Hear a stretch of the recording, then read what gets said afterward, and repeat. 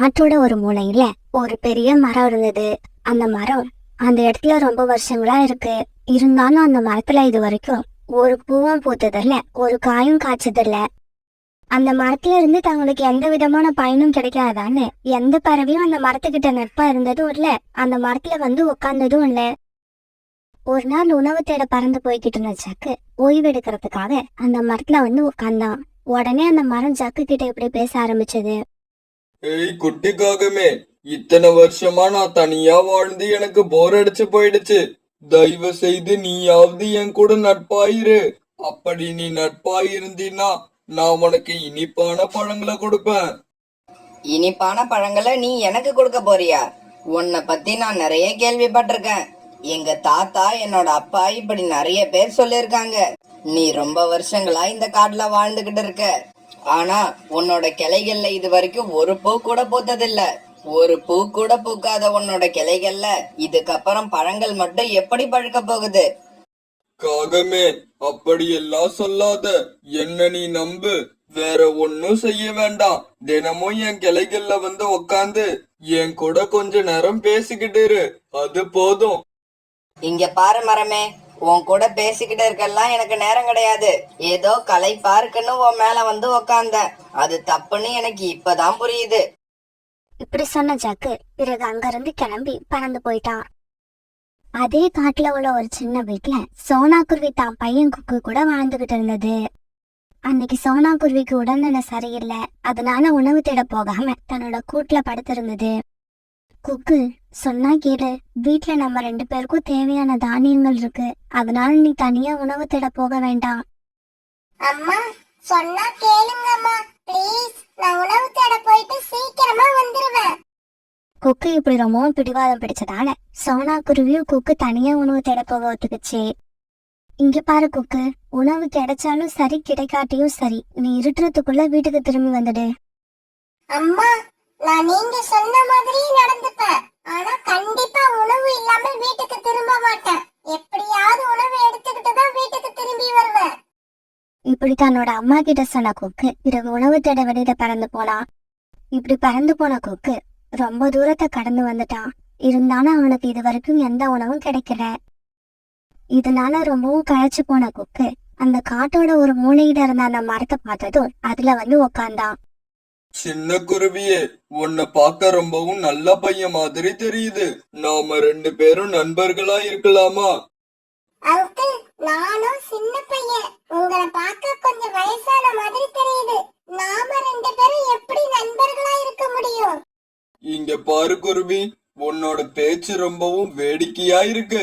நண்பர்களா இருக்க வயசு முக்கியம் இல்ல, நல்ல மனசு இருந்தா போதும். அங்கிள், என்னோட வீடு இங்க இருந்து ரொம்ப தூரத்துல இருக்கு. என்னால தினமும் வந்து உங்களை பார்க்க முடியாது. இங்க பாரு குருவி, நீ தினமும் என்ன வந்து பார்க்கணும்னு கட்டாயம் கிடையாது. ஆனா உன்னால முடிஞ்சப்ப நீ என்ன வந்து பார்த்தா போதும். இதுக்கு நீ ஒத்துக்கிட்டன்னா நான் உனக்கு இனிப்பான பழங்களை கொடுப்பேன். ரொம்ப பசியில இருந்த குக்குவுக்கு அந்த மலை சொன்னதை கேட்டு சந்தோஷம் வந்தது. என்னது, பழங்கள் கொடுப்பீங்களா? அப்படின்னா நான் கண்டிப்பா உங்க கூட ஃப்ரெண்ட்ஷிப் வச்சுப்பேன். பிறகு ரொம்ப நேரம் குக்குவும் அந்த மரமும் இப்படி பேசிக்கிட்டே இருந்தாங்க. அந்த மரத்து கூட பேசிக்கிட்டே இருந்ததுல குக்குவுக்கு நேரம் போனதே தெரியல. இப்ப சாயங்காலம் ஆயிடுச்சு. அங்கிள், உங்ககிட்ட பேசிக்கிட்டு இருந்ததுல நேரம் போனதே தெரியல. அதனால உணவு தரத்துக்காக வீட்டை விட்டு கிளம்பி வந்தேனா அதை மறந்துட்டு உங்க கூட பேசிக்கிட்டே இருந்துட்டேன். சரி அங்கிள், நான் கிளம்புறேன். இருட்டுறதுக்குள்ள வீட்டுக்கு வரணும்னு எங்க அம்மா சொல்லி இருக்காங்க. குருவி, உன்னோட பேர் என்ன? என்னோட பேரு குக்கு. குக்கு, நீ இப்ப வீட்டுக்கு கிளம்பலாம். ஆனா அப்படி கிளம்புறதுக்கு முன்னால கொஞ்சம் அண்ணாந்து மேல பாரு. என்னோட கிளைகள்ல ஒரு மாம்பழம் இருக்கும். அத உன்னோட வீட்டுக்கு எடுத்துக்கிட்டு போ. அந்த மரம் இப்படி சொன்ன உடனே குக்கு அங்க இருந்து அந்த மரத்தோட கிளைகளை பார்த்தான். ஆனா அவனோட கண்ணுக்கு எந்த பழமும் தென்படல. குக்கு இப்படி பார்த்துக்கிட்டு இருக்கும் போது ஆச்சரியமான முறையில அந்த மரத்தோட கிளையில ஒரு மாம்பழம் தோன்றுச்சு. அங்கிள், இந்த மாம்பழம் திடீர்னு உங்களோட கிளைகள்ல எப்படி வந்தது? இங்க பாரு குக்கு, நீ அத பத்தி எல்லாம் கவலைப்பட வேண்டாம். அந்த மாம்பழத்தை எடுத்துக்கிட்டு உன்னோட வீட்டுக்கு போ. குக்கு, என்னோட இத்தனை வருஷ வாழ்க்கையில என் கூட மனசு விட்டு பேசினது நீ மட்டும்தான். அதனாலதான் நான் உனக்கு இந்த பரிசு கொடுத்திருக்கேன். ஆனா ஒரு விஷயம், எனக்கு இப்படி ஒரு சக்தி இருக்கிறத நீ யார்கிட்டயும் சொல்லக்கூடாது. பிறகு குக்கு அந்த மாம்பழத்தை எடுத்துக்கிட்டு ரொம்ப சந்தோஷமா தன்னோட வீட்டுக்கு பறந்து போனான். குக்கு, உண்மையை சொல்லு, இந்த சீசன்ல நம்ம காட்டுல எங்கேயுமே மாம்பழங்கள் பழுக்கவே இல்ல. இத நீ யார்கிட்டயாவது இருந்து திருடிட்டு வந்தியா? அம்மா, நான் உண்மையே சொல்றேன். இந்த மாம்பழத்தை நான் எங்க இருந்து திருடல. நடந்தது அப்படியே சொல்றேன். நான் திருடனா இல்லையான்னு நீங்களே முடிவு பண்ணிக்கோங்க. இப்படி சொன்ன குக்கு நடந்தது எல்லாத்தையும் தன்னோட அம்மா கிட்ட சொல்லிட்டான். பிறகு குக்கும் அவங்க அம்மாவும் அந்த மாம்பழத்தை சாப்பிட ஆரம்பிச்சாங்க. இவங்க இப்படி சாப்பிடுறது அந்த பக்கமா வந்த கோரி ஜன்னல் வழியா பாத்துடுச்சு. நம்ம காட்டுல இப்ப மாம்பழத்துக்கான சீசனே கிடையாது. அப்படி இருக்கிறப்ப இவங்களுக்கு மட்டும் இந்த மாம்பழம் எப்படி கிடைச்சிருக்கும்? நாளைக்கு இவங்கள கண்டிப்பா ஃபாலோ பண்ணியே ஆகணும். அப்பதான் நாமளும் இனிப்பான மாம்பழத்தை சாப்பிட்டு பார்க்க முடியும். மறுநாள் பொழுது விடிஞ்சிச்சு. பிறகு மறுநாள் காலையில குக்கு சோனா குருவிய கூப்பிட்டுக்கிட்டு அந்த மரத்தை நோக்கி பறந்து போனான். சோனா குருவி வீட்டையே கண்காணிச்சுக்கிட்டு இருந்த கோரிக்காகவும் இவங்க இப்படி பறந்து போறத பார்த்துட்டு அவங்க பின்னாலேயே போச்சு. அம்மா, நான் சொன்னேன்ல, எனக்கு அந்த மாம்பழத்தை கொடுத்த அங்கிள் இவர்தான். குக்கு, நான் உன்கிட்ட என்ன சொன்னேன்?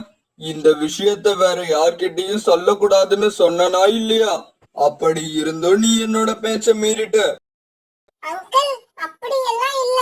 இவங்க தான் என்னோட அம்மா. எங்க அம்மா கிட்ட நான் எந்த உண்மையும் மறைக்க விரும்பல. அப்படி அம்மாவுக்கு தெரியாம உங்க கூட பழகணும்னு எனக்கு அவசியமும் இல்ல. குக்கு, நீ சொல்றது எல்லாமே உண்மை. அம்மா அப்பா கிட்ட பொய் சொல்றது தப்புதான்.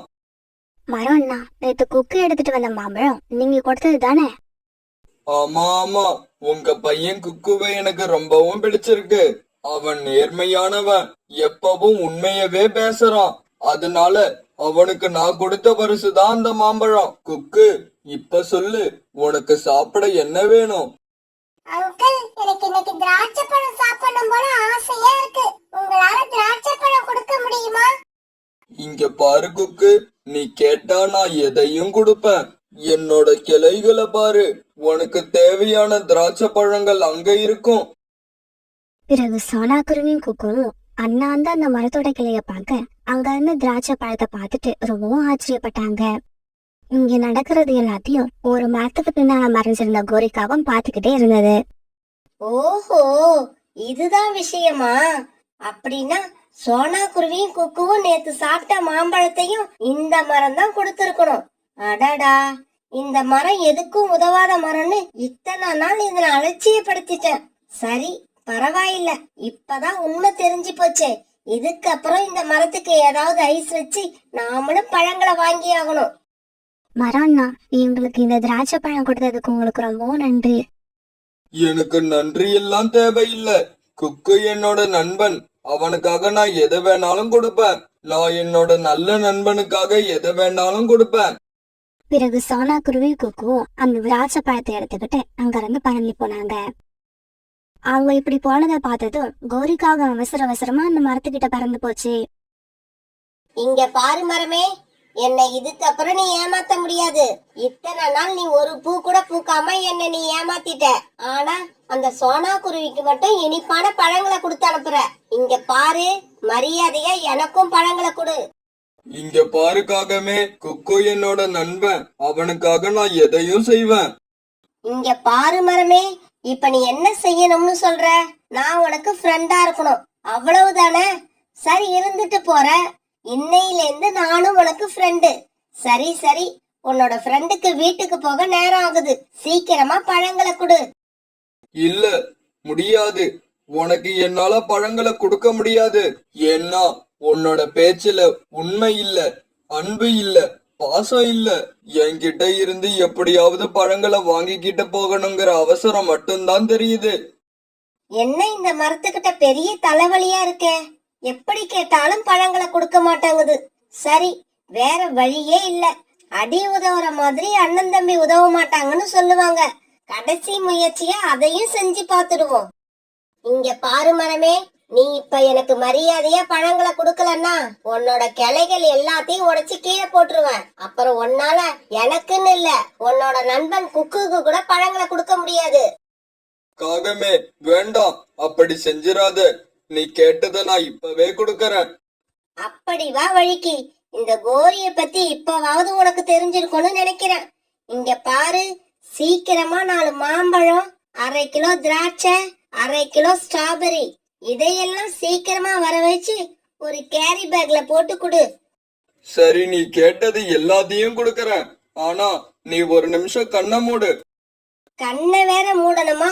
உன்கிட்ட இந்த பழங்களை வாங்கறதுக்குள்ள என்னோட உயிரே போயிடும் போல இருக்கு. சரி, கண்ணை மூடி தொலைக்கிறேன். இப்படி சொன்ன கோரிக்காகவும் பிறகு தன்னுடைய 2 கண்களையும் மூடிக்கிச்சு. பிறகு கொஞ்ச நேரம் கழிச்சு அந்த மரம் இப்படி பேச ஆரம்பிச்சது. காகமே, கண்ணை திறந்து பாரு. நீ கேட்டது இப்ப உன் கண்ணுக்கு எதிர்க்கையே இருக்கும். மரம் இப்படி சொன்ன உடனே கோரிக்காவை சந்தோஷமா கண்ணை திறந்து பார்த்தது. எதிரில எந்த கேரி பேக்கும் இல்லை. அதுக்கு பதிலா ஒரு பெரிய தேனீகளோட கூட்டமே இருந்தது. அதை பார்த்தா கோரிக்காவும் பயந்து போயிடுச்சு. உடனே அந்த இடத்தை விட்டு பறந்து போக ஆரம்பிச்சது. ஆனா அந்த தேனீக்கள் விடவே இல்லை. கோரிக்காவை பின்னாலேயே விரட்டிக்கிட்டு போனாங்க. இப்படி போன தேனீக்கள் ஒரு இடத்துல கோரிக்காவத்தை பிடிச்சு அதோட உடம்பு போட கடிக்க ஆரம்பிச்சாங்க. காப்பாத்துங்க, என்ன காப்பாத்துங்க, இது தேனீக்கள் என்ன கொன்னுடும் போல இருக்கு.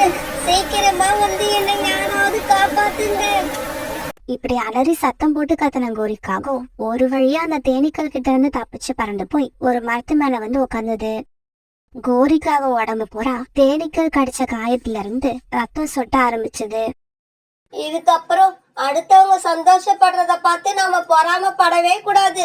அவங்க அந்த நிலைமைக்கு வர என்ன செஞ்சாங்கங்கறத கவனிச்சு நாமளும் அதே மாதிரி உண்மையா நடந்துக்கணும்.